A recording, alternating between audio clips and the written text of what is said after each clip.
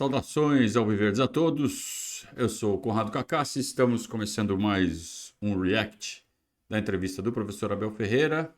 Ontem à noite no Allianz Parque, o Palmeiras venceu em cima do laço a Inter de Limeira, Palmeiras 3, Inter de Limeira 2, em partida que causou muita empolgação na torcida em torno do 5, do Aníbal Moreno, uma das novas contratações para o ano de 2024. Ele realmente fez uma partida boa, com lances pontuais muito vistosos, né? Uns desarmes muito precisos e uma característica de desarmar já armando, que foi uma coisa que a gente notou ontem já durante o jogo. E parece que realmente fez muito sucesso essa característica dele e o Palmeiras pode se aproveitar muito bem dela. Teve toda uma questão da escalação, né, que foi muito alterada em relação ao que foi praticado no domingo contra o Novo Horizontino. Então eu acho importante que o Abel toque nesse assunto, no sentido de esclarecer o porquê dessas escolhas, por que fez uma escolha no domingo, por que fez essa escolha hoje e qual é a tendência, porque a gente está preocupado com o jogo da Supercopa, né? Essa é a nossa maior preocupação nesse momento. Então a gente precisa acertar o time, precisa acertar rápido e o Abel está seguindo o seu plano que nós estamos tentando entender qual é. Vamos ver se ele dá mais dicas para nós durante essa coletiva. Vamos lá. Bem-vindo a 2024. Obrigado. Eu queria te fazer duas perguntas, uma sobre o jogo e uma sobre o seu contrato novo. Sobre o jogo, eu queria saber da movimentação do Palmeiras, a variação de esquemas táticos durante o jogo. Foram 3, pelo que eu me entendi ali. Pode ter sido até mais, mas posicionalmente os jogadores foram 3 esquemas táticos. E eu queria saber como que foi a sua apresentação também lá no Catar, né? Que teve muita gente que falou que você ia se apresentar dia 5 de janeiro no Catar. Então, eu queria saber como que foi a sua apresentação lá no Catar. Olha, em relação a... Não sei quem é o repórter, mas engraçadinho, né? Deu uma de engraçadinho e o Abel não achou muita graça. Vamos ver como ele responde. A segunda pergunta, eu sempre vos disse que tinha contrato com o clube e não vale a pena estarmos a falar mais nada disso. Acho que ficámos todos contentes em prolongar a nossa ligação, a ligação que eu tenho ao clube, a ligação que eu tenho aos jogadores. O lado emocional falou muito alto. É verdade que tinha tudo para sair em grande. Espero... Eu não gostava de sair do clube despedido, mas isso pode perfeitamente acontecer. Mas não era isso que eu queria. Eu tenho um carinho por todos os funcionários, pela nossa presidente. Ela faz coisas por mim que se calhar outros não faziam, e eu agradeço-lhe por tudo que faz por mim e sobretudo pela minha família. É uma via de duas mãos isso, viu, Abel? Ela faz tudo isso por você porque você faz muito por ela. Mas muito! Acho até que você pode pedir mais coisa para ela, viu? E depois, vocês sabem, eu tenho uma ligação muito sentimental a esta família, a este clube, aos nossos torcedores. E mais uma vez, muito obrigado a vocês. Hoje entramos no jogo, entramos a dormir e eu sou o primeiro a reconhecer isso. Mas vocês são os primeiros sempre a puxar para a equipa em momentos difíceis e quero-vos dizer que vocês são determinantes nesses momentos e podem ter a certeza, mais uma vez, que tudo o que nós fazemos no CT é para podermos proporcionar alegrias e muito obrigado por confiarem em nós, o nosso trabalho, mesmo em momentos difíceis durante o jogo. Obrigado pelo vosso apoio até ao fim. E é por isso que eu digo que ser palmeirense é um estilo de vida.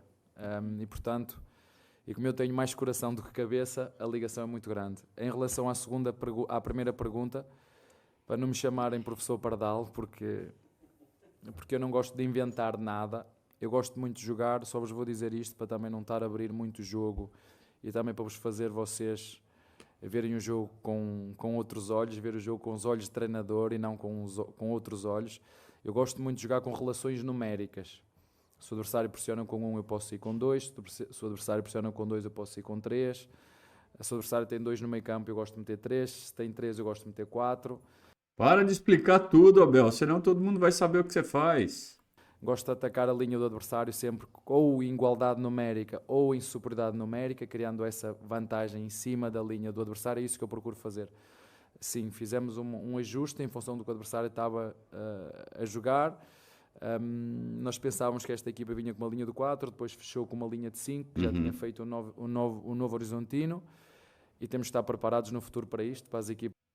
O que ele está falando é o seguinte: na escalação inicial que a Inter de Limeira soltou na rede social, você tinha lá os 2 zagueiros, né? O Maurício e o Jussani, e o Emerson Santos estava colocado depois do lateral esquerdo, como se fosse um volante. Mas isso é na escalação que a comunicação coloca. E o Emerson Santos pode jogar de volante e pode jogar de zagueiro. Então o Abel recebe aquilo e fala assim: e aí, como é que esse cara vem? Acho que o Emerson Santos vem de volante. Não sei se a Inter de Limeira fez isso de propósito para iludir o Abel ou se foi simplesmente um chute do estagiário. O fato é que iludiu o Abel e o Abel preparou então o time para enfrentar uma linha de 4, com o Emerson Santos de volante, à frente da linha de zagueiros. Quando a bola rolou, o Emerson Santos estava postado entre os 2 zagueiros, formando uma linha de 5. Então ele teve que adaptar a orientação inicial. Se fecharem bem contra nós e termos soluções para conseguir desbloquear estas equipas e que tem todo o mérito, porque defender também é uma arte, saber contra-atacar também é uma arte, e se eu estivesse do lado deles e se estivesse jogar contra o Palmeiras, onde o Palmeiras eu sabia reconhecer que o Palmeiras é muito superior a mim, e jogar de igual para igual, eu acho que chamam-lhe que é demasiada coragem, eu chamava-lhe outra coisa, não é? Eu acho que não é ser inteligente, reconhecer onde o adversário é forte e tentar bloqueá-lo é uma forma estratégica de perceber quais são as minhas limitações e perceber que se tu me estás a atacar da montanha, eu estou a atacar de baixo para cima e vou usar as mesmas armas que tu, não posso, tenho que usar outras estratégias para tentar atacar, e eu gosto desse tipo de treinadores. E este é um treinador jovem, tem 42 anos, acho, tem tantos anos de treino como eu particularmente gostei da forma como ele monta as suas equipas, e pronto, mas fizemos ali um ajuste, sim, tático, mas tem a ver com isso, com a relação numérica na nossa primeira fase de construção. É isso, o Abel expondo até mais do que a gente gostaria. Cada vez mais ele deixa exposto como ele arma seus times, qual é o raciocínio dele. Eu não sei, eu acho que ele acaba, no final, ele acaba confiando que, por mais que ele fale, ninguém vai entender nada, então que se dane. Os poucos que entenderem, que aproveitem. Né? Porque ele fala, ninguém entende nada. Então, e não é porque ele não é claro. Ninguém entende nada por outras razões. Então ele fala, então ele está expondo tudo, e essa questão das relações numéricas sempre ficou muito claro quando você assiste o jogo do estádio com a visão tática. Porque uma coisa é você assistir olhando para a bola, na emoção, que é o que 99% faz. Se você tenta enxergar o jogo de forma tática, e eu gosto muito de fazer isso, é uma questão pessoal, é gosto meu. Aí você entende essa questão das relações numéricas que ele fala. Então veja como a gente sempre menciona nos comentários a tal da superioridade numérica. O que é a superioridade numérica? Naquele espaço em volta da bola, você tem que ter mais jogadores do que o adversário. Se começar a atrair muita gente em torno da bola, como se fosse um jogo de infantil, aí a virada de jogo acontece rápido. Né? Então é isso. Ele sempre busca proporcionar ao nosso time essa superioridade numérica para que tenha vantagem, tanto ofensivamente quanto defensivamente, em cada disputa, em cada duelo. E quando você espera que o adversário esteja montado de uma forma e o adversário vem de outra, você precisa fazer ajustes para que essa superioridade volte a acontecer. Então, foi essa a explicação que ele deu. Acho que, espero que todo mundo tenha entendido, mas acho pouco provável. Abel, tudo bem? Eu gostaria que você falasse, por favor, sobre 2 reforços. O primeiro deles é o Aníbal. Ele fez uma boa partida hoje, o torcedor elogiou bastante, e os números, principalmente sem a bola dele, foram bastante significativos. Foram 3 interceptações, acho que 5 desarmes, 6 duelos vencidos pelo chão. E eu gostaria de saber se o Aníbal, obviamente que está cedo ainda, é o mais próximo que você tem do Danilo, que você teve muita dificuldade depois da saída dele, do ponto de vista de característica. E também sobre o Caio Paulista, ele entrou como um ponta-direita hoje, depois ele foi para a esquerda. No Fluminense ele jogava na ponta-direita, predominantemente. No São Paulo ele se destacou na lateral esquerda. Você, quando pediu o Caio Paulista, você via essas 2 possibilidades ou você preferia o lateral esquerdo porque foi assim que ele se destacou no ano passado? Eu admito que eu não lembro do Caio Paulista jogando de ponta direita. Tá? Então, isso já explica bastante dessa escolha do Abel de ontem. Eu não me lembro, honestamente, e tudo bem. Por isso que eu achei bizarro o Abel colocar ele na ponta direita. Mas se ele já jogava assim no Fluminense, aí a história muda. Olha, falando do Caio Paulista, eu acho que ele, já falei com ele, vai ficar um bocadinho, ou pode ficar um bocadinho chateado comigo, porque eu vou andar a trocá-lo de várias posições, foi por isso que nós o contratamos, fazer mais que uma posição. E se calhar ele pode sair prejudicado por isso, por o treinador estar a metê-lo em várias posições, mas tenho a certeza absoluta que ele está contente pelo número de contrato, o número de anos de contrato que ele assinou com o Palmeiras. Não é um jogador para agora, é um jogador para o futuro. Nós temos sido muito assediados para os nossos laterais esquerdos, e ele também faz de lateral esquerdo. Não sei se nós, até ao final, não vamos perder um dos nossos laterais esquerdos, mas vamos deixar ele adaptar-se. Aliás, ele já está adaptado ao grupo. Eu acho que ele ainda não se adaptou, foi ao treinador. Eu vou fazer o máximo esforço possível para que ele se adapte também a mim e às minhas ideias. Eu sei que às vezes não é fácil, porque eu às vezes troco eles de posição e eles têm às vezes o direito de se sentir, entre aspas, um bocadinho prejudicados, mas já percebi que ele tem um espírito aberto e perguntei-lhe qual é a posição que ele quer jogar, se ele gosta mais de jogar, se é lateral esquerdo, se é ponta esquerda, se é ponta direita. Ele disse logo: eu quero é jogar. Quero é que me metas a jogar, mas sei que ele gosta de jogar mais pelo lado esquerdo agora. Mas o lado esquerdo também tem boa concorrência e veio também nos trazer essa concorrência para o corredor esquerdo. Em relação ao Aníbal, Interessante essa percepção do Abel em relação ao sentimento do jogador. Então essa é uma das razões pelas quais o elenco adora ele. Porque ele não é um cara que chega e fala vai ser assim e pronto. Ele ouve, ele aparenta ter flexibilidade, ele aparenta ter sensibilidade de não esticar demais a corda. Eu acho que ele puxa com a força equilibrada, né? Ele tenta fazer o que ele precisa, mas se ele vê que o jogador vai espanar, ele recua, como ele está demonstrando agora. Então, pelo que ele falou, pelo que eu entendi pelo menos, o Caio Paulista não vai mais ser usado na direita ou só em emergências. Ele vai usar ele predominantemente do lado esquerdo. E mais uma demonstração de por que o Abel não foi mandado embora até hoje. Porque o elenco não frita ele. Eu tenho essa percepção de que, sei lá, mais da metade, mais de 2/3 das vezes que um técnico é demitido é porque o elenco, um olhou para o outro e falou, não dá mais com esse cara. Aí alguém chega no diretor, alguém chega no presidente e a fritura é aumentada. Ninguém faz isso no Palmeiras. Por quê? Porque o elenco fecha com o Abel. Por que fecha com o Abel? Porque o Abel é um cara que tem as manhas de tocar o grupo. Ele é o que convencionou se chamar na década de 90, década de 80, do paizão. O cara que chega, que tem moral com todo mundo. Só que o paizão normalmente era um cara fraco de tática. Ele se mantinha por ser paizão. O Abel é paizão, mas também é um monstro na tática. E aí ele tem as duas qualidades, cara. Então, resultado: 3 anos e meio e 10 títulos. É isso aí. A comparação que tu fazes com o Danilo, eu acho que ele tem uma característica muito parecida com o Danilo, que ele dá uma fluidez ao jogo com bola muito assinalável, é um jogador com dinâmica, que dá linhas de passe, mas tem uma coisa melhor que o Danilo, que ele caça, né? Ele é caçador, e para aquela posição tem que ser um caçador, e eu gosto, ele faz umas duas coisas, ele para além de caçar constrói, desculpem usar esta expressão mais caçador, mas acho que vocês entendem, é um jogador que rouba com os pés, e nos dá transição e que nos faz chegar a bola rapidamente aos homens da frente.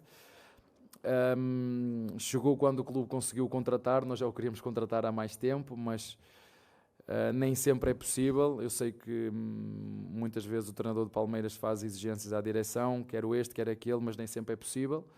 Uns porque não querem vir, outros porque não dá, porque são muito caros.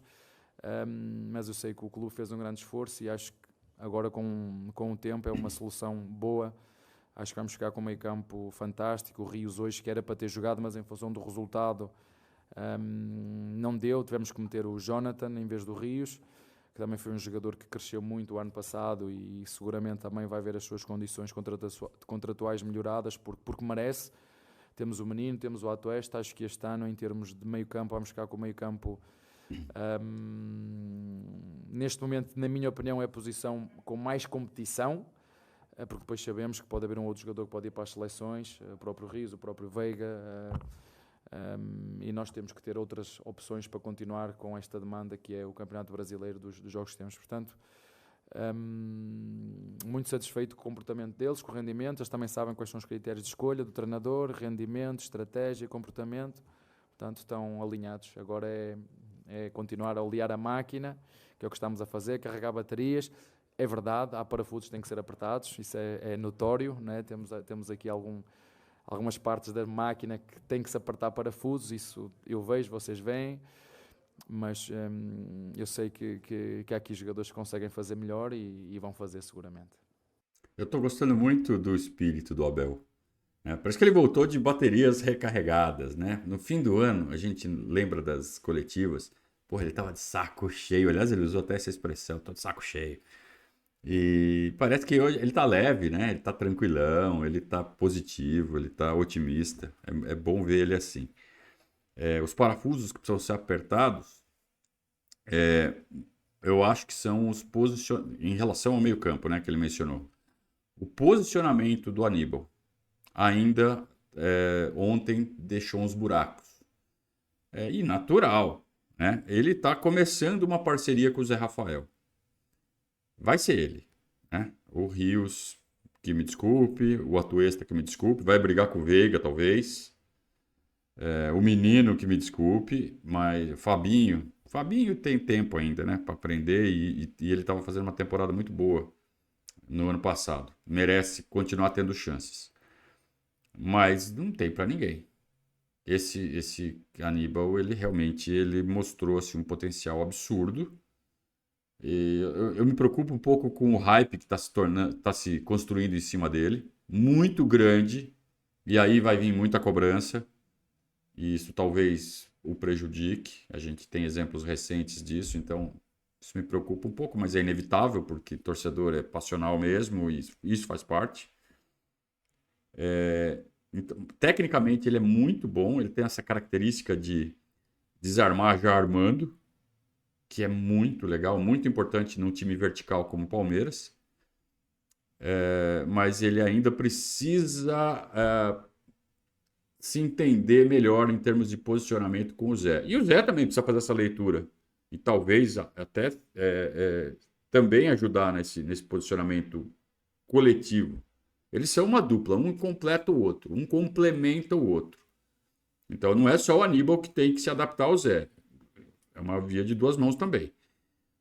Mas, cara, isso vem com o tempo. E não vem, pelo que eu percebi, da inteligência do Zé que a gente já conhece e do Aníbal, que parece que ele tem, provavelmente vai ser rápido. Com o Danilo ainda demorou um pouco para vir esse entrosamento.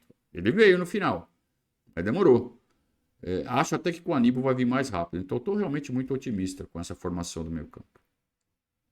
Abel, boa noite. Ainda Olá. nessa adaptação do Aníbal Moreno ao time do Palmeiras, eu queria te ouvir a uma readaptação do Zé Rafael, jogando como Acabei de falar. segundo volante. Como você acha que vai ser esse trabalho? Como a comissão tem trabalhado com o Zé? Vai ser muito mais fácil essa readaptação dele a uma função que ele já fez no Palmeiras, diferentemente do ano passado, onde ele teve que se acostumar a ser esse camisa número 5. Como a comissão tem trabalhado com o Zé nesse sentido também? Obrigado, bom ano de 2024. Obrigado igualmente. É assim, vocês veem, eu não gosto de jogar com aquele volante, aquele volante que fica ali, que não pode sair para jogo, não pode chegar à área. Não gosto de jogar com esse tipo. Eu gosto de ter um ou dois jogadores em função, se eu tenho um volante e o meu adversário me fecha este volante, eu tenho que ter uma ajuda, uma segunda ajuda. Portanto, nós temos 3 médios, o Rios, Zé, Veiga, ou o nosso Aníbal, o Menino e o Atuesta ou o Jonathan, jogadores com características, um 5, um 8 e um 10. Portanto, se o 5 estiver fechado, o 8 tem que vir dar aqui ajuda ao 10 para criar ligação e fluidez no jogo. E o Zé já estava habituado a isso. Portanto, a única diferença é que o Zé, o ano passado, tinha uma responsabilidade diferente quando tínhamos a bola, que era não poder passar muito à frente da linha da bola. Hoje pode tocar e passar à frente da linha da bola. O ano passado eu gostava que ele estivesse mais por trás da linha da bola para dar a sustentabilidade e o equilíbrio que a equipa precisava. Este ano eu estou a tentar dividir as tarefas pelos dois, mas logicamente que quero mais até o Aníbal do que o próprio Rios. É um jogador mais de equilíbrios, de andar sempre por trás da linha da bola. O Rios gosta mais de sair. Eles sabem, eles têm essa responsabilidade. Quando um vai, o outro tem que ficar. Isto é um jogo coletivo e quando eles percebem as tarefas que têm que fazer e se focam nisso, eu não gosto de prender jogadores, porque às vezes ele tem outras coisas dentro deles que eu próprio fico surpreendido quando tu os libertas também. E eu gosto de ver essa criatividade também dentro deles, porque, por exemplo, ainda hoje o segundo golo, nós tínhamos uma jogada ensaiada para a bola entrar em determinado jogador, o adversário fechou-nos esse espaço e o Rocha encontrou uma segunda solução, que foi o Veiga aparecer. E eu estava-lhe a dizer, vocês não são comandos. Vocês são os jogadores que pensam e que decidem, por isso é que eu vos digo aqui, não sou eu que chuto, não sou eu que cruzo, não sou eu que decido. Sim, sou eu que sou responsável por tudo o que se passa, mas dentro de campo são eles que fazem acontecer, não é o treinador. E eu não gosto de jogadores que comandam, não sei se me estou a... Tu carregas, eles fazem, não. Eu não gosto desse tipo de jogador. Eu gosto de jogadores que pensem, gosto de jogadores que decidam, gosto de jogadores que tenham coragem de arriscar. Porque é por isso que eu sou jogadores de Palmeiras, porque têm essa liberdade e foi por isso que nós fomos buscar. Olha que legal, né? Foi exatamente a linha de raciocínio que a gente traçou na pergunta anterior e a pergunta seguinte, essa última agora, complementa, né? Então, a gente estava falando do entrosamento dos dois volantes e tem também bastante a ver com a característica deles, né? Então, o Rios, ele vai perder um pouco de espaço em relação ao ano passado, vai. Mas ele vai ser muito usado quando a proposta do Palmeiras precisar ser mais ofensiva. Então ele é um meio-campista, um 8, que gosta muito de ir à frente. Então quando o Palmeiras estiver realmente precisando muito de resultado, o Rios tende a ser usado. Aliás, ontem era uma circunstância para isso. Era necessário preencher o espaço entre as linhas. E o Rios tem mais característica do que o Zé e do que o Aníbal para esse tipo de apoio. Acho que por uma questão de forçar o entrosamento dos dois, que o Abel segurou. Mas ontem era jogo para o Rios, em determinado momento. Era possível você pensar numa troca de um dos dois, do Zé pelo Rios, aí jogava Aníbal e Rios, por exemplo, para dar mais presença ofensiva, mais apoio, principalmente pelo lado direito. Mas a observação do Abel com relação a essa liberdade que os jogadores têm, e deu o exemplo do lance do segundo gol, que aí nenhum de nós sabia, a jogada era para ser diferente, acabou que a bola foi para o Veiga, mas originalmente ela tinha que ser do Marcos Rocha. E aí a bola caiu no Veiga, o Veiga levanta com o pé invertido e a bola entra direto. Mas é outra questão. Os jogadores têm um script para seguir, o que não os impede de improvisar. Né? Isso parece claro, e ainda bem que é assim, porque se os jogadores fossem obrigados a seguir o script religiosamente, aí o Palmeiras se tornaria um time previsível. Então, um grande sistema de jogo é aquele que você tem muito bem definidos os processos, as jogadas, mas as tomadas de decisões podem ser várias. Isso a gente vê muito no futebol americano. Né?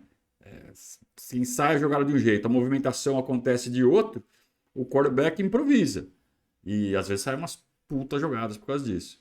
E no futebol, no nosso futebol também isso, claro que guardando as proporções, também pode e deve acontecer. Aliás, muito mais do que no futebol americano. Né? E a gente só tem essa possibilidade porque a gente é comandado por esse homem. E tem quem acha que o cara é ruim. É impressionante, cara.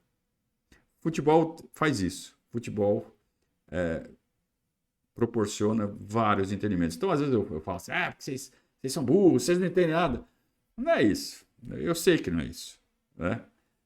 São formas diferentes de ler, de compreender futebol. Às vezes eu respeito, às vezes eu não respeito muito, porque me parece tão óbvio, né? Mas, no fundo, a gente tem que respeitar, porque é um esporte fascinante que proporciona essas diferentes maneiras de entender, de captar, de desfrutar, cara. Principalmente quem gosta do esporte, porque eu acho futebol do cacete, né? Então, quando ele é praticado nesse nível, no nosso time, eu fico realmente muito empolgado, muito. Abel, boa noite. Em relação ao ataque, né, que acabou mudando bastante do último jogo para esse, 2 sistemas diferentes, também com nomes diferentes. Eu queria te perguntar quais alterações técnicas, táticas entre esses 2 sistemas e como você vem trabalhando para montar esse ataque, por enquanto, sem o Endrick, né, nessa função em que você não tem o centroavante fixo nesse momento, que é o Endrick. Olha, o Endrick pode ser muito... Boas perguntas até agora, hein? Boas as perguntas. Dessa vez, os nossos colegas capricharam. Estou gostando. Muito sincero, eu não sei com que cabeça que ele depois vem, se vem com a cabeça no Palmeiras, se vem com a cabeça no Real Madrid, se vem, não sei. Sei que o clube tem que ir atrás de uma opção para ele, isso eu sei. Nós temos que... Ó, que excelente. Desculpa, tive que cortar. Que excelente. O Abel, que fique registrado. Registre-se. O Abel já está cobrando uma reposição para o Endrick, desde já. Dia 24 de janeiro, que foi ontem à noite. 24 de janeiro, a Abel está cobrando uma reposição para o Endrick. E reposição para o Endrick não é uma aposta de 23 anos vinda da União Agrícola Barbarense. Reposição para o Endrick é camarão. Porque o Endrick foi a reposição para o Gustavo Scarpa, de 22 para 23. Então, ele ocupa um slot no elenco de camarão, não de menino de 17 anos, que é uma aposta. Que isso fique muito bem registrado. Ó, esse já é o corte, viu, João? perceber que é um jogador com umas características espetaculares, com um faro para golo incrível, mas que vai chegar aqui e daqui a nada está no Real Madrid, não é? É uma questão que nós internamente estamos a discutir. Precisamos de uma solução para quando ele se for embora, ou até antes. Mas logicamente que nós neste momento com os jogadores e mudando as características dos jogadores, tu percebes hoje, tu vês, quando vocês veem o Rony no jogo, vocês veem uma coisa, vocês veem ataque à profundidade. O Rony faz o que o Lopes não faz. Quando o Rony quer vir ligar jogo, esqueçam, o Rony cada vez que vem ligar jogo, que ninguém esteja à espera que ele vá dominar a bola, segurar a bola para ligar jogo. Este não é as características do Rony. O Rony é isto. O Rony nunca me enganou a mim, nem pode enganar os nossos torcedores, nem pode enganar ninguém. O Rony é um jogador de ataque à profundidade. O Rony é um jogador de chegada à área, mesmo sendo baixinho, é muito forte de cabeça. É um jogador de profundidade, não é um jogador para vir ligar jogo. Já o Lopes faz faz isso muito bem. É um jogador que se aproxima, que gosta de ligar jogo e chegar de trás para a frente. Por isso é que eles se complementam quando entram. E hoje, quando meti, não estava a pensar meter os dois, mas infelizmente o jogo ditou outro tipo de dinâmica, tivemos que arriscar, meter o Piquerez, tirar o Gomes, porque eu sempre gostei e espero que no futuro o clube consiga trazer um zagueiro esquerdo, porque dá-nos outra fluidez ao próprio jogo, ter um jogador canhoto no lado esquerdo. Vocês entendem isso que ele está falando, né? O Palmeiras não tem um zagueiro canhoto. Por que dá essa fluidez?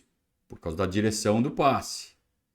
Se você tem um destro do lado esquerdo, que é o que acontece porque nós não temos zagueiro canhoto, o passe, quando ele é dado com o pé direito, ele vai passar mais próximo do marcador. Se você dá o passe com o pé esquerdo, o cara dá o passe de canhota, a bola vai fazendo a curva mais rente à linha lateral. Ela faz a curva por fora, fica mais longe do marcador, os passes saem melhor e dá mais fluidez ao ataque do lado esquerdo. Então o Palmeiras precisa sim de um zagueiro canhoto.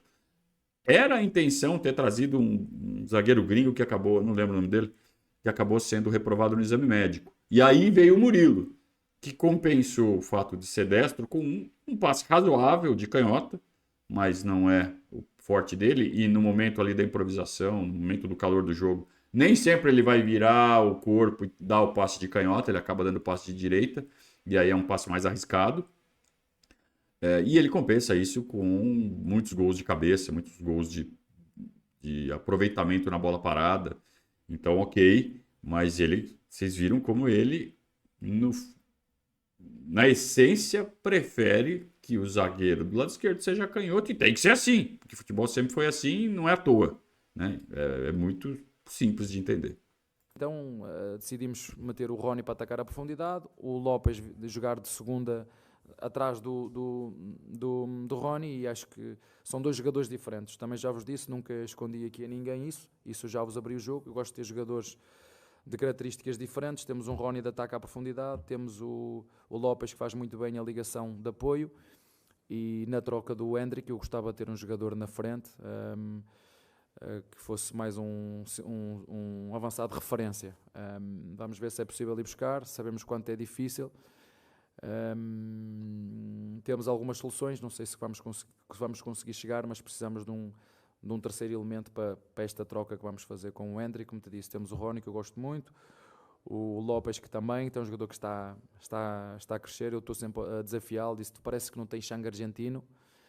Eu estava-lhe a dizer, ali na rota, estava a dizer, olha, esse está aí ao teu lado, tenho a certeza absoluta, sem lhe tirar o sangue, eu sei que esse é argentino, o Aníbal. Mas tem vindo a melhorar muito, e tenho a certeza, estamos a falar de um jovem centroavante que alguns não acreditam, mas eu acredito muito. Faltam equipas que querem vir aqui buscar. Ainda agora o River quer pagar 6 ou 7 milhões por ele, mas quando ele estava no Lanús ninguém foi lá atravessar, pagar 8 milhões para o trazer. Portanto, ele não assinou só 2 nem 3 anos, assinou 5 anos, e eu estou sempre aqui a dizer àquelas pessoas que querem tudo para ontem, lembrem-se só do Veiga. Quando toda a gente se lembrar do Veiga, aqueles que começarem a criticar, os mais jovens, lembrem-se só do Veiga, o tempo que demorou até ele ter a maturidade e o rendimento que tem agora. Foi preciso primeiro ser amassado pelos nossos torcedores, porque parece que é um critério. O jogador é contratado, tens que aqui amassado do nosso treinador, depois ser amassado. Se conseguir esticar a folha, passar a folha a pano, é dos nossos. Se não conseguir, temos que o trocar. Não chega só a ser um jogador. É preciso jogar com a pressão de lutar para ganhar todos os jogos e com a pressão de lutar para ganhar títulos. O que acaba sendo um obstáculo a mais para o Palmeiras, criado pela própria torcida. É assim, na realidade? É. O Abel está constatando o que é. E o que não quer dizer que deveria ser assim, né? Se a própria torcida facilitasse um pouco, talvez alguns jogadores não tivessem tantas dificuldades e viessem a render muito mais. Então a própria torcida dificulta o trabalho da comissão técnica e dos jogadores com esse comportamento enzístico. Tem uma máxima que é muito repetida pelos torcedores, e já ouvi muito dentro do clube quando eu era sócio, na arquibancada e nas redes sociais. Ah, palmeirense é corneta, a gente é assim mesmo, e falam com orgulho. Não tem que ter orgulho de ser corneta. Não é certo ser corneta, porque o corneta que eu entendo é aquele cara que critica. Antes de mais nada, critica, para depois ficar feliz. Eu acho que as críticas cabem, são importantes, mas elas devem ser feitas com critérios para não atrapalhar, né? Para não dificultar, para a gente não perder chances de ter ótimos jogadores que acabam espanando, porque não aguentam essa fase de pressão que parece que é obrigatória que o jogador tem que enfrentar. Parece até que o Aníbal Moreno não passará por essa fase. Ele já chegou ungido por Deus e todo mundo ama o Aníbal Moreno, até que ele fale 1, 2 jogos seguidos, e vai acontecer. Aí ele vai virar bagre, né? O que é uma estupidez, né? Porque, por exemplo, o Gustavo Gomes falhou já em 2 jogos seguidos. E ele é porque ele tem muito crédito. E ele tem muito crédito para queimar. Mas o Everton, por exemplo, que deveria ter o mesmo número de créditos, já está sendo massacrado. O Everton está sendo massacrado. Então, é um comportamento da nossa torcida que é realmente inacreditável. Como podem, né? Numa fase tão maravilhosa, tão espetacular, ainda tem gente que consegue ficar de mal com a vida. Boa noite, Abel. João Quero do Verdazo. Ainda Opa! nas variações do time, o Palmeiras começou o ano jogando com um time praticamente igual ao que terminou ano passado. Só que aí, para esse segundo jogo, são várias mudanças na escalação. Várias peças, só que aquilo que a gente chama ali da espinha dorsal, a maior parte foi mantida. Aí eu queria entender, isso foi, as mudanças na equipe foram por uma questão física ou são testes para tentar encontrar a equipe ideal, que daqui a pouco tem uma decisão aí de Supercopa? Vou aqui buscar os meus apontamentos. Boa pergunta, olha. Quero dar oportunidade a toda a gente e quero vê-los a todos. Depois não diz, o treinador não deu oportunidade a todos. Quero vê-los a todos a competir. Eles sabem que eu tenho 3 critérios de escolha. Rendimento, estratégia. Um jogador pode fazer um bom jogo, mas se eu achar que no jogo seguinte, estrategicamente, não é o Lopes que tem que jogar, ou tem que jogar o Rony, ou não é o Rony que tem que jogar o Lopes, ou não é o Aníbal que tem que jogar o Rios, ou não é o Rocha que tem que jogar um terceiro zagueiro, o mesmo Rocha fazendo 2 assistências, ele vai sair. Portanto, primeiro critério, rendimento. Segundo, estratégia. E terceiro, comportamento.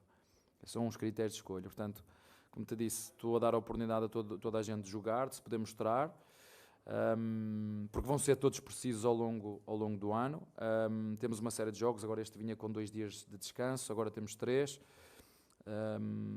Depois vem aí uma competição que nós também queremos muito ganhar, vamos prepará-la quando chegar a essa altura, e depois como te disse, estamos a carregar baterias, a olear a nossa máquina. Agora é bem evidente que há parafusos que têm que ser apertados e nós vamos apertá-los para que a nossa máquina, quando chegar à altura certa, no momento certo, estar com a máxima capacidade para estar mais próximo de ganhar. Como te disse, esta competição ela é aberta a todas, não é só o Palmeiras, não é? Às vezes fica a sensação que só o Palmeiras é que luta por títulos, não é? Que a cobrança e a exigência é tanta que fica a sensação que só o Palmeiras é que concorre para títulos, mas não, somos todos. Portanto, os títulos são abertos a toda a gente e vai ganhar quem acreditar mais, quem trabalhar mais, quem se preparar mais, quem errar menos, quem for capaz dentro do próprio jogo saber lidar com o jogo de hoje. Entramos a dormir, sofremos golo, mérito do nosso adversário, fomos capazes de reagir, dar a volta, cometemos mais um erro, sofremos o 2-2, fomos capazes de reagir outra vez e fica o lado positivo desta equipa, que isso é a imagem de marca, é nunca desistir, lutar até ao fim pelos 3 pontos, mesmo sendo com um adversário em que o Palmeiras é claramente superior, e fica que seja a primeira de muitas vitórias. Está bem?